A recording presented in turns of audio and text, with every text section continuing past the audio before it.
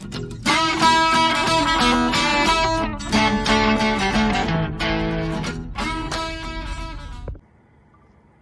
time with Too Salty Fishing.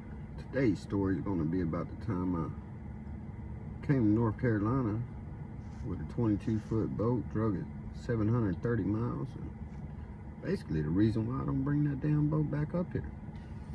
Alright, we'll start from the beginning. Had planned about 2 weeks before I was scheduled to come to North Carolina this year. I was going to bring my boat. So here we go, you know, bust out the wrenches, bust out the jacks, and go do some mechanicing on it. Redo all the wheel bearings, spending money, you know, buy new tires, get everything ready. We're gonna make the trip, don't want no problems. Okay, time's come. Fixing to go up the road. Alright, so, well, we proceeded out, make the trip. Honestly, everything went pretty well on the trip. Everything was redone. Besides, we could only drive 55, 60 miles an hour, so it turned a 12-hour trip into about 16, 17 hours. So that was, you know, that was pretty tough. But anyway, get up. We're working our ass off up here, so I didn't get a chance to go fishing to about 2 weeks into this deal. Ended up slowing down enough. I got a Sunday off, so here we go. I'm ready. You know, kids are ready. I'm ready. We're gonna go up here and we're gonna catch us a North Carolina redfish. That was a go, because we done checked it out on the internet. These redfish up here was 3-4 times bigger than what we got down there, what we seen on the internet anyway. So we didn't know where the hell to go, so we kind of reverted back to what we knew, which was Wrightsville area and Carolina Beach, because we've been down there previous years just going to the beach. Went to a couple restaurants down there, so I jump on Google Maps, searching, you know, looking it up, find me a boat ramp, Wrightsville Beach boat ramp.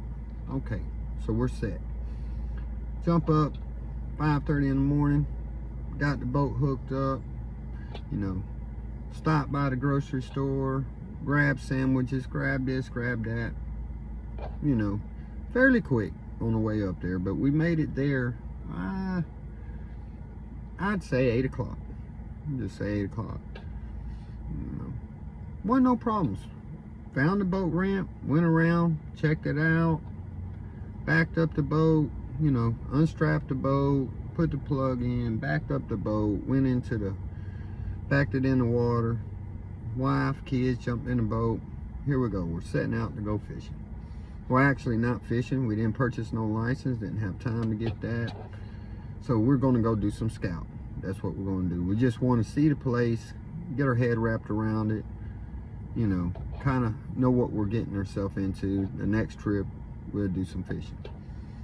So we, you know, go out there, ride around, started, you know, just checking out the area, I guess. I mean, we noticed on the way around it, there weren't too many boats my size. I mean, most of the boats that was in the area was some of these mega yachts, and you know, the fishing boats around there was these 80-foot sport fishermen. I mean, just big old fishing boats, man. I mean, so we're just, you know, we talked about it. We said, damn, man, these boys up here, serious, and they fishing. They're offshore fishing scene, you know.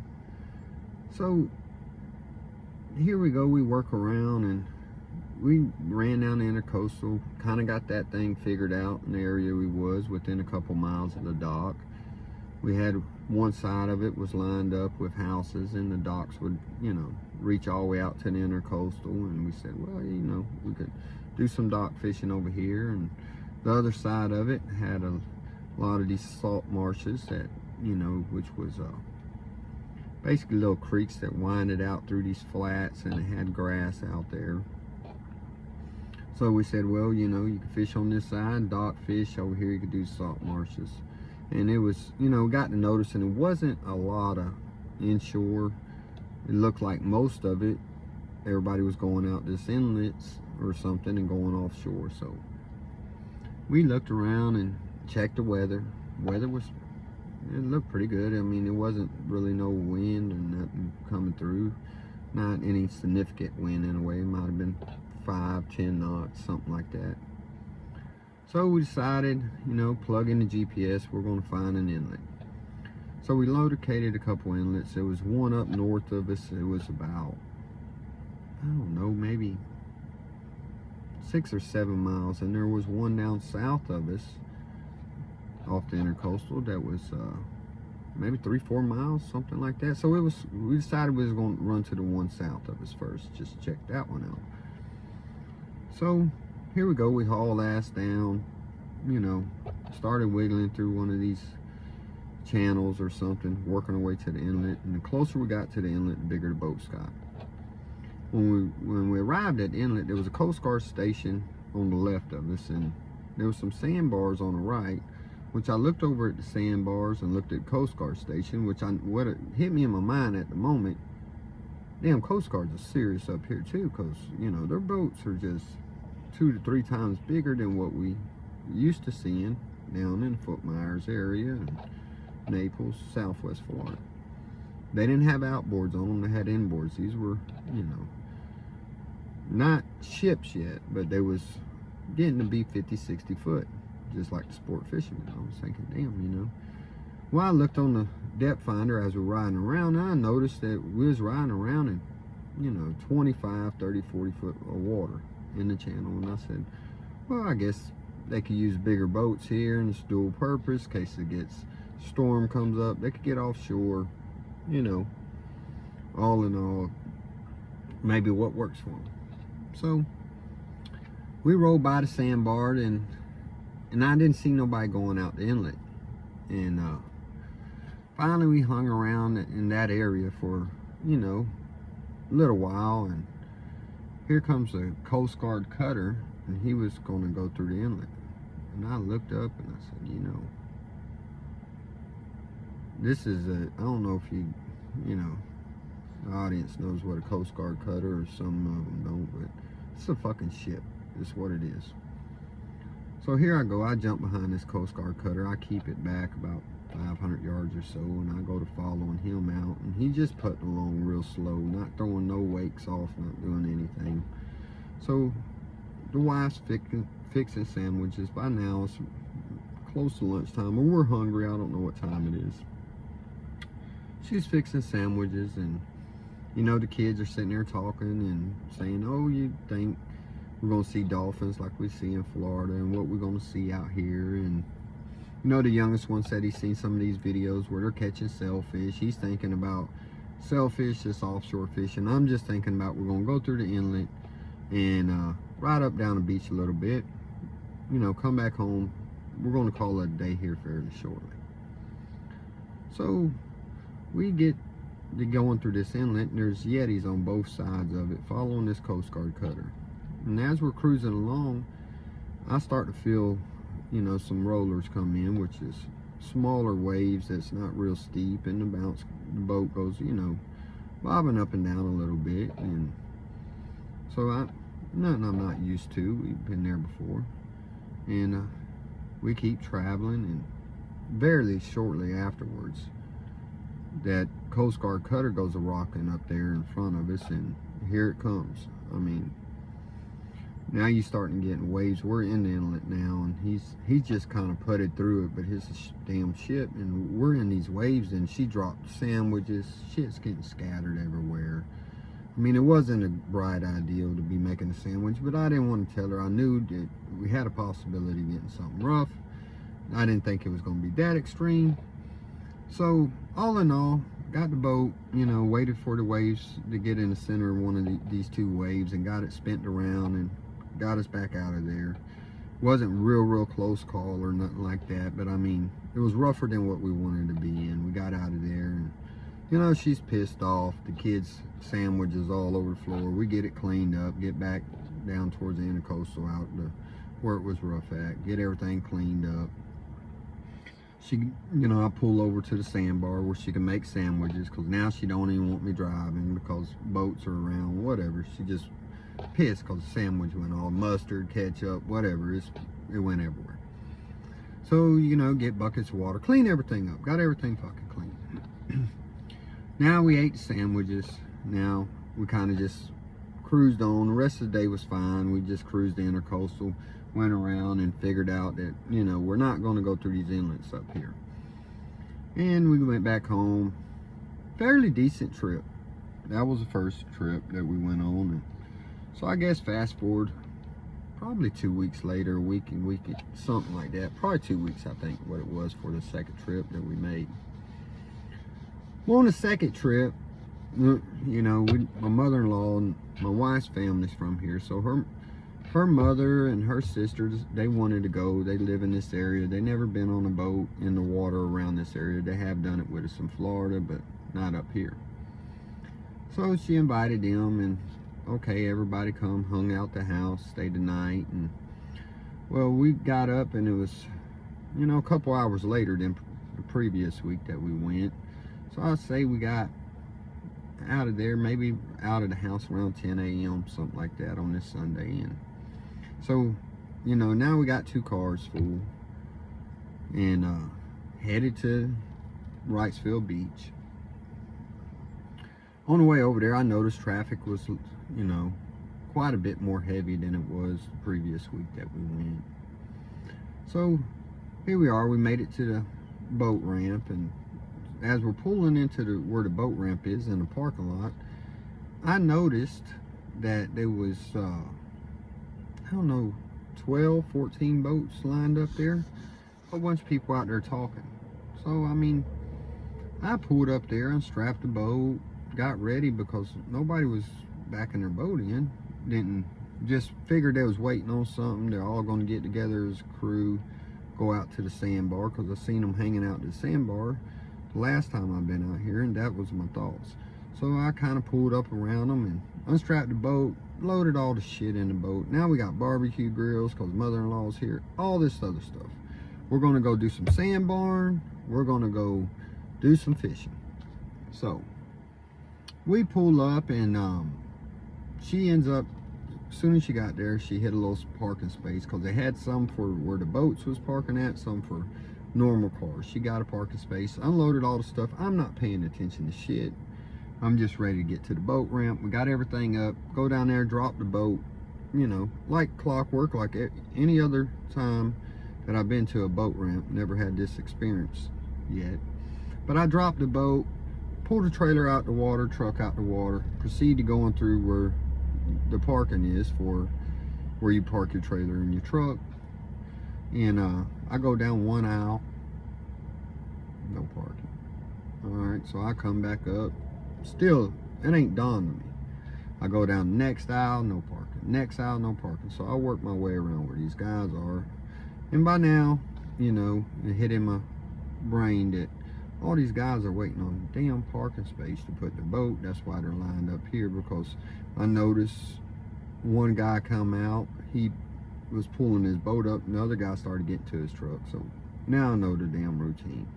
Now I'm embarrassed. I gotta go. So I walk over to these guys, and you know, all these families actually, and you know, they're busted out laughing. I'm the laughing joke of the deal. They was, you know, they come up with, we knew you was from Florida. We're just gonna let you, you know, learn like everybody else. So all fun and games. I asked them, I said, man, was there anywhere else you could park your boat, or any other, you know, boat ramp or something you could go to? Not nowhere close. I mean, this is kind of the routine here. Shit, you know. So I go back down there and get the mother-in-law. Everybody get out the boat. I proceed to go around them, get my trailer, load the boat back up on the trailer, pull around there, jump in line. By now, 16, 17 people there. Boats are steady coming. So we get out there. Gives us time, about, you know, I guess we got there, you know, 10, 11 o'clock, somewhere around that area. And by the time we got in the water, one boat would come, he would exit, you know, get tired of being out there on the water, and the other boat would be able to dock his boat and find a parking space. I guess by the time we got in the water was, you know, 4:30, 5 o'clock. We're out here, you know, good, I don't know, man, 4 or 5 hours, 6 hours, I don't know. But this is, you know, I'm not keeping up with the time. I'm just going with the flow. We already got all this money invested, got gas, you know, got damn hot dogs, hamburgers, sodas, coolers full, all this shit. So we're gonna try to make a trip of this deal. You know, everybody's tired. We done ate, we done did something. So finally I make it to the water, get the boat in, find a parking space. So here we go.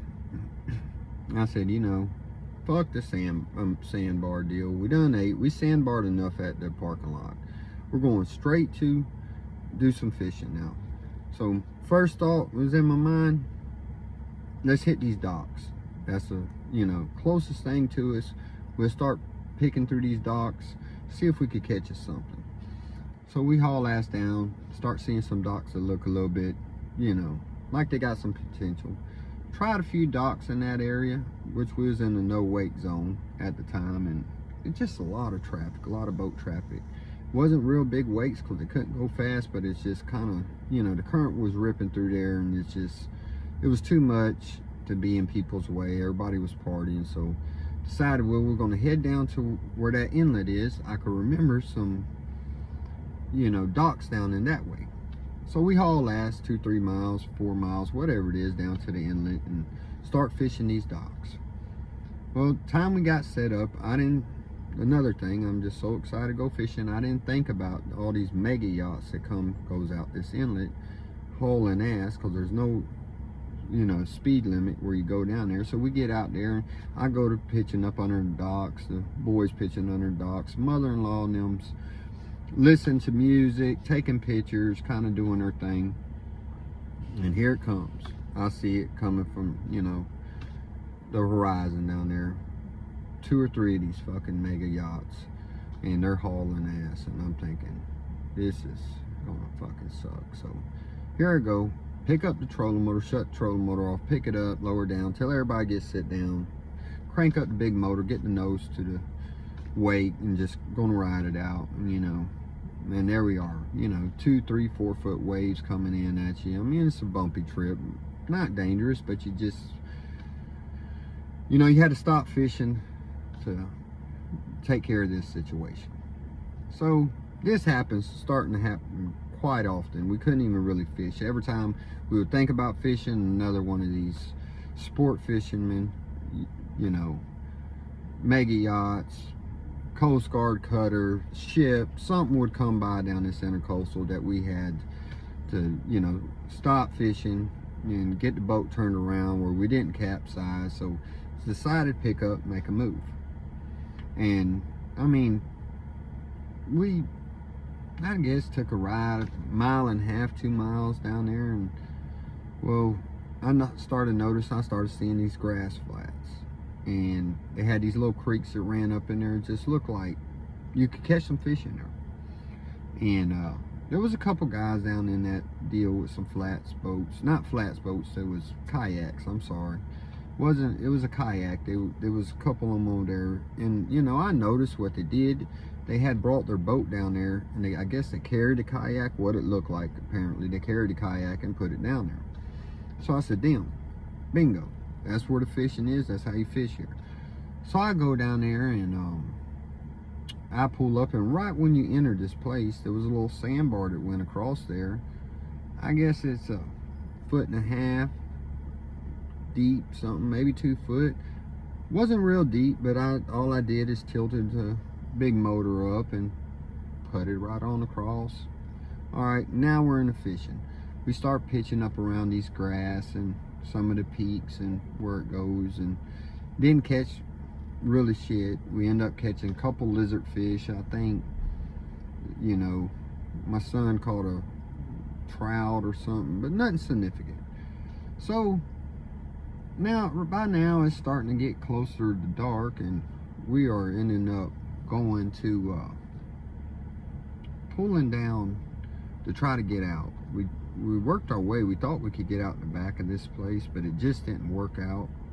So we cranked up the motor, and it's fairly deep in there, not real deep, 3-4 foot deep, but we was able to drive. We drove back, and we had to come out where that sandbar was.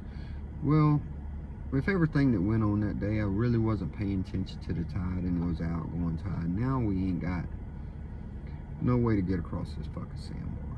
Basically, the sandbar is a sandbar now. There's no water over it, and it's getting dark, and mosquitoes are starting, and the wife's, you know, informing me how much a fucking idiot I am, which is understandable. I'm thinking in my head how much of an idiot I am. So luckily, I guess it was probably the lowest tide when we got there, and I guess it took about 2 hours later, and the water started rising. We sit there in the mosquitoes, you know. Mother-in-law looks sick, sister-in-law looks sick, you know. My son, he's whatever, honestly. He's, you know, he's bitching about the mosquitoes, but fuck, he's steady fishing, and he ain't really catch nothing, but it's an adventure for him. Kind of like me. I knew the tide was coming back in. We'll eventually get out. Sucks, but what can you do? You know, mistakes been made. Now it's time to move forward. So eventually, I don't know, maybe 11 o'clock at night, water rises up. Everybody's ready to go. Now I guess we got about a foot of water in it. So I know that if I raise up all the motors, get everybody in the middle, I should be able to push it across. I can't drive across, but I should be able to push it across. So I get the nose right up to the sandbar and proceed. I said, I'm gonna hop out and just, you know, kind of guide the boat across it, shut the motors off. And it seemed like a great idea. Did it 1,000 times before down in Florida, but on this time I get everything. I'm ready. When I hop off that boat, I go ass deep in North Carolina mud, like quicksand. So there I am stuck. Now I'm pissed off, you know. My brand new fishing shoes, $80 fishing shoes, are 2.5 foot, 3 foot down, sunk in North Carolina mud. I'm wet. I was planning on getting about ankle deep of water, you know, maybe knee deep of water at the most, and push this boat across. We've been out here all day, all night. Mosquitoes are biting, but I'm up, you know, to my ass in North Carolina mud, so I keep pushing and pushing and pushing.